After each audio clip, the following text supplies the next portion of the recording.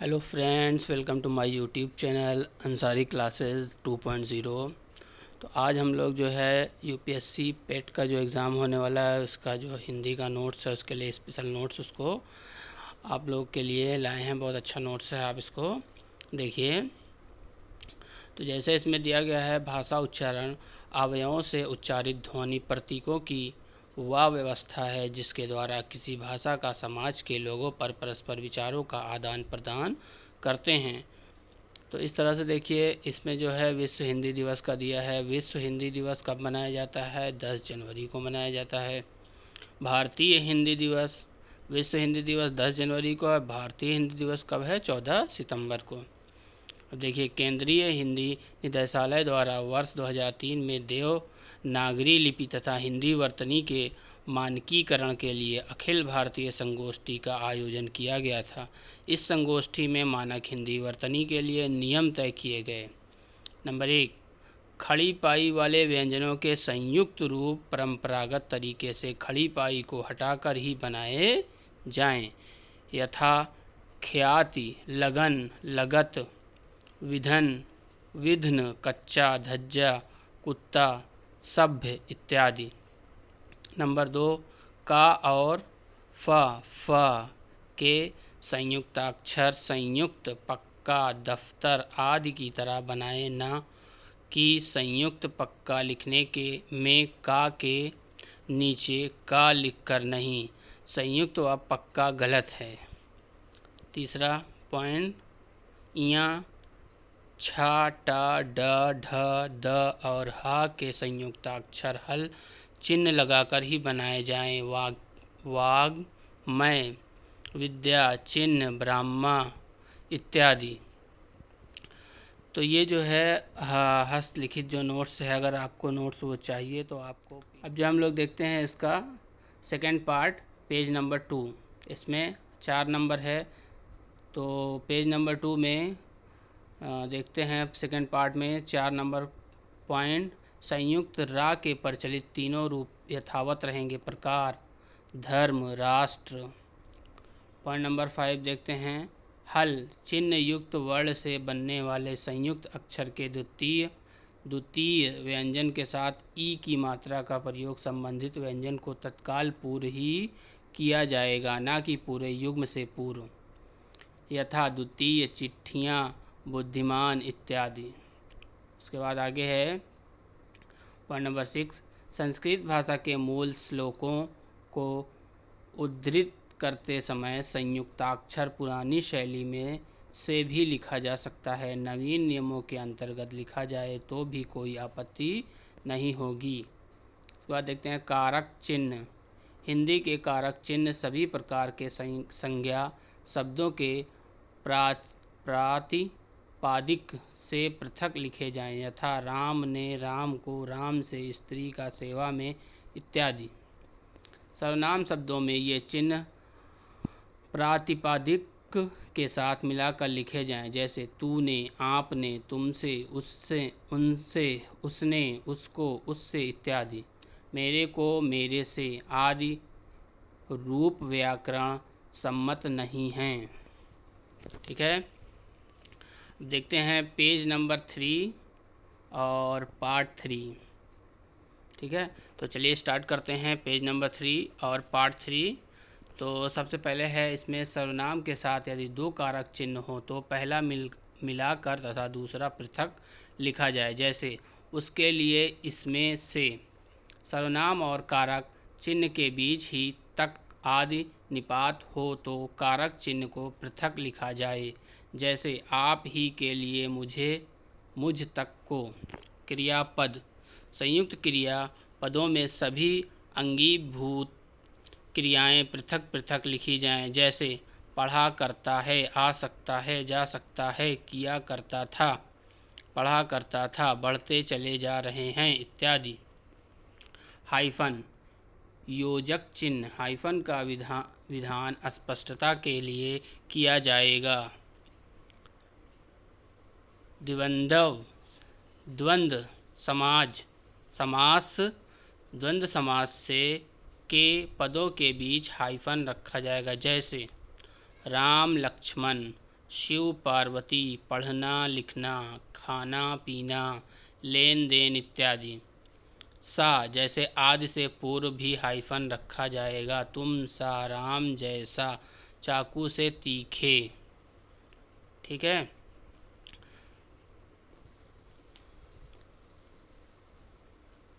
चलिए अब देखते हैं पार्ट 4 पेज नंबर 4। तो अब स्टार्ट करते हैं हम लोग जो है पेज नंबर 4 और पार्ट 4। तत्पुरुष समाज में हाइफन का प्रयोग केवल वहीं किया जाए जहां उसके बिना छम की संभावना हो, अन्यथा नहीं। जैसे भूतत्व, सामान्यतः तत्पुरुष में हाइफन लगाने की आवश्यकता नहीं होती। जैसे राम राज्य, राजकुमार, गणराज्य, गंगा जल इत्यादि। इसी प्रकार यदि आ निख, बिना नख का पद में हाइफन न लगाया जाए तो उसे अनख पढ़े जाने से क्रोध का अर्थ भी निकल सकता है। अंति, अल्प, अन प्लस अति। अनति, नम्रता का भाव। अप्रस, जिसे स्वार्थ न किया, जिसे स्पर्श न किया गया हो। अपरस, एक चर्म विकार। भूतत्व, पृथ्वी तत्व। भूतत्व, भूत होने का भाव। इसमें देखिए पूरा मीनिंग ही बदल जा रहा है, इसका अर्थ ही बदल जा रहा है। भूतत्व में पृथ्वी तत्व हो जाएगा, भूतत्व एक साथ लिखने पर क्या होगा, भूत होने का भाव। और अगर हाइफन लगा देंगे भूत तत्व तो क्या हो जाएगा, पृथ्वी तत्व। कठिन संधि शब्दों से बचने के लिए भी हाइफन का प्रयोग किया जा सकता है। जैसे द्वि अक्षर, द्व्यक्षर, द्वि अक्षर, द्व्यर्थक आदि। तक, साथ आदि अव्यय सदा पृथक लिखे जाने चाहिए। जैसे अभी तक, आज तक, मेरे साथ, आपके साथ इत्यादि।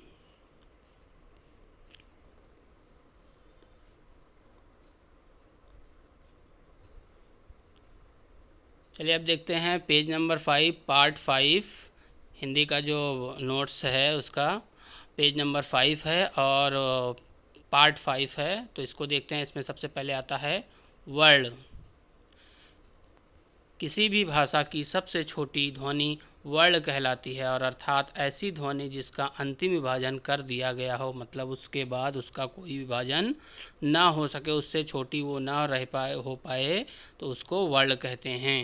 तथा आगे विभाजन किया जाना असंभव हो, कहने का मतलब उसके आगे उसका विभाजन ना हो सके, उसे वर्ण कहते हैं। जैसे आ, ई, उ, क, च, ट, त, प, य, ल इत्यादि, ये सब वर्ण में आते हैं। अक्षर क्या होते हैं, जब किसी ध्वनि या ध्वनि समूह का उच्चारण जीभ के एक झटके से कर दिया जाता है उसे अक्षर कहते हैं। सामान्यतः वर्णमाला में प्रयुक्त वर्णों के लिपि चिन्हों को भी अक्षर का कह दिया जाता है। वर्ण दो प्रकार के होते हैं, स्वर वर्ण, व्यंजन वर्ण। स्वर, नंबर 1, स्वर, जब किसी ध्वनि का उच्चारण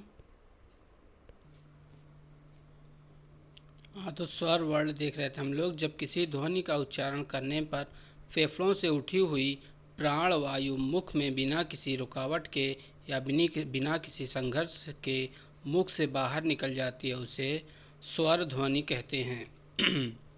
सामान्यतः मुख से स्वयं उच्चारित ध्वनियाँ ही स्वर ध्वनियाँ कहलाती हैं। हिंदी में निम्न 11 स्वर ध्वनियाँ होती हैं। आ, छोटा आ, बड़ा आ, ई, बड़ी ई, ऊ, बड़ा ऊ, ऋषि ए, ओ, औ। उसके बाद देखते हैं पेज नंबर 6 और पार्ट 6 जो हिंदी का नोट्स है उसमें पेज नंबर 6 और पार्ट 6 देखते हैं। इसमें आता है स्वर ध्वनियों का वर्गीकरण। नंबर 1, मात्रा काल के आधार पर। दूसरा है उच्चारण के आधार पर, जिह्वा के आधार के उत्थापित भाग के आधार पर। नंबर 4 है ओष्ठों की गोलाई के आधार पर। नंबर 5 है मुखाकृति के आधार पर। नंबर 1, मात्रा काल के आधार पर किसी भी स्वर के उच्चारण में लगने वाले समय को मात्रा कहते हैं। इस आधार पर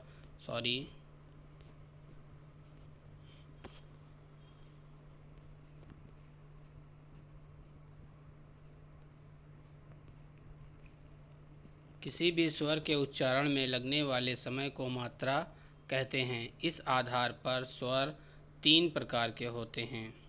आ ह्रस्व स्वर, एक मात्रिक या मूल स्वर, आ ई उ ऋषि। बा दीर्घ स्वर, द्विमात्रिक या संयुक्त स्वर, बड़ा आ, बड़ी ई, बड़ा उ, ए, ओ, औ। दीर्घ स्वरों की रचना प्रायः 2 स्वरों योग से होती है, अतः इनको संयुक्त स्वर भी कहा जाता है। जैसे बड़ा आ प्लस आ इज इक्वल टू राम, धन अनुज इज इक्वल टू रामानुज। बड़ी ई इज इक्वल टू ई प्लस ई इज इक्वल टू रवि, धन Indra is equal to Ravindra. बड़ा ऊ इज इक्वल टू उ प्लस उ इज इक्वल टू भानु, धन उदय इज इक्वल टू भानुदय। ए इज इक्वल टू आ प्लस ई इज इक्वल टू नर प्लस इश is equal to Naresh. O is equal to आ प्लस उ इज इक्वल टू नव प्लस उदय इज इक्वल टू नवोदय। औ इज इक्वल टू आ प्लस ओ इज इक्वल टू जल प्लस ओध इज इक्वल टू जलोध, जलोध। ठीक है, हम लोग देखते हैं पेज नंबर 7 पार्ट 7। हिंदी का जो नोट्स है उसमें जो है पेज नंबर 7 और पार्ट 7 अब स्टार्ट करते हैं। सा फ्लुत स्वर, मूलतः कोई स्वर भी फ्लुत नहीं होता, किंतु जब किसी स्वर के उच्चारण में ह्रस्व स्वरों से 3 गुना समय लग जाता है तो वह स्वर फ्लुत स्वर कहलाता है। स्वर के फ्लुत रूप को व्यक्त करने हेतु उसके साथ ई चिन्ह का प्रयोग कर दिया जाता है, जैसे उ, इम। स्वर वर्णों का यह विभाजन सर्वप्रथम संस्कृत आचार्य पाणिनि जी द्वारा रचित अष्टाध्यायी नामक ग्रंथ में प्रस्तुत किया गया। मुर्गे की प्रातःकालीन कू कू कू कू कू ध्वनि के आधार पर सर्वप्रथम बड़ा ऊ स्वर का विभाजन किया गया तथा उसी आधार पर अन्य स्वरों को विभाजित किया गया।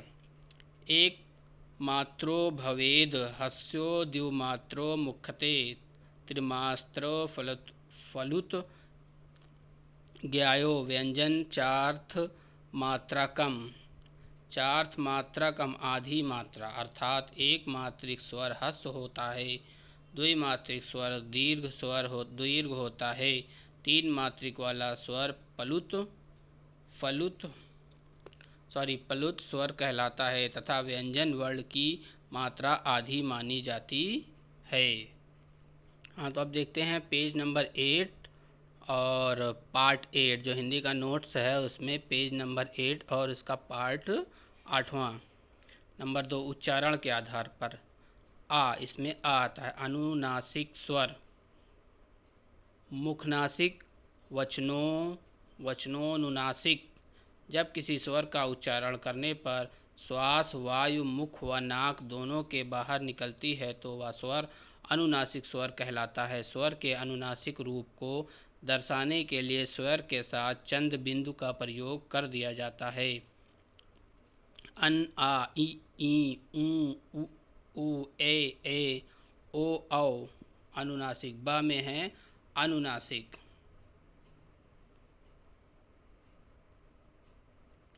अन, धन अनुनासिक। जब किसी अनुनासिक, पहला वाला था अनुनासिक, ये है अनुनासिक। जब किसी स्वर का उच्चारण करने पर श्वास केवल मुख से ही बाहर निकलती है तो वह स्वर अनुनासिक या निर्नुनासिक कहलाता है। अपने मूल रूप में लिखे हुए सभी स्वर अनुनासिक स्वर कहलाते हैं। नंबर 3 जिह्वा के उत्थापित भाग के आधार पर। इस आधार पर स्वर 3 प्रकार के माने गए हैं। नंबर आ अग्र स्वर। उच्चारण के समय जीभ का आगे वाला भाग ऊपर उठता है, ई।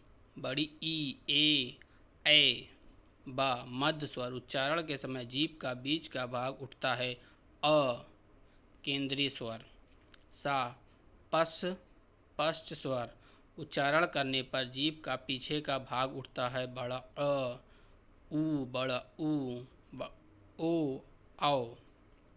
देखते हैं पेज नंबर 9 और पार्ट 9 हिंदी का जो नोट्स है उसका 9वां भाग और पेज नंबर 9। चौथा, ओष्ठों की गोलाई के आधार पर आ वृत्ताकार वृत्तमुखी स्वर उच्चारण करने पर ओष्ठों का आधार गोल हो जाता है ऊ, बड़ा ऊ, ओ, औ। बा, आवृत्ताकार आवृत्तमुखी स्वर उच्चारण के समय होठों का आकार गोल ना होकर ऊपर नीचे फैल जाता है आ, बड़ा आ, ई, बड़ी ई, ए। नंबर 5, मुखाकृति के आधार पर आ संवृत स्वर मुख का सबसे कम खुलना ई, बड़ी ई, ऊ, बड़ा ऊ। विवृत स्वर मुख का सर्वाधिक खुलना बड़ा आ। सा, अर्ध संवत स्वर मुख का संवत से थोड़ा ज़्यादा खुलना ए, बड़ा ए, ओ। द, इसी में द है। अर्धवृत्त विवृत स्वर मुख का विवृत से थोड़ा कम खुलना आ, ए, औ। तो ये जो है हिंदी के नोट्स थे जो यूपी पेट एग्ज़ाम के लिए बहुत ज़्यादा इम्पॉर्टेंट है। यूपीएससी का जो पेट का एग्ज़ाम होने वाला है उसके साथ साथ और भी कंपटीशन एग्ज़ाम जितने भी होते हैं यूपी टेट, सी टेट सभी के लिए बहुत ज़्यादा इम्पॉर्टेंट है। तो इसको अगर इसका पीडीएफ चाहिए तो आप कमेंट बॉक्स में कमेंट करिए, हम आपको ये पीडीएफ देंगे। और प्लीज़ आप लोग चैनल को सब्सक्राइब कर दीजिए और बेल आइकन भी दबा दीजिए ताकि आपको जो है इम्पॉर्टेंट नोट्स मिल सके। Thank you so much.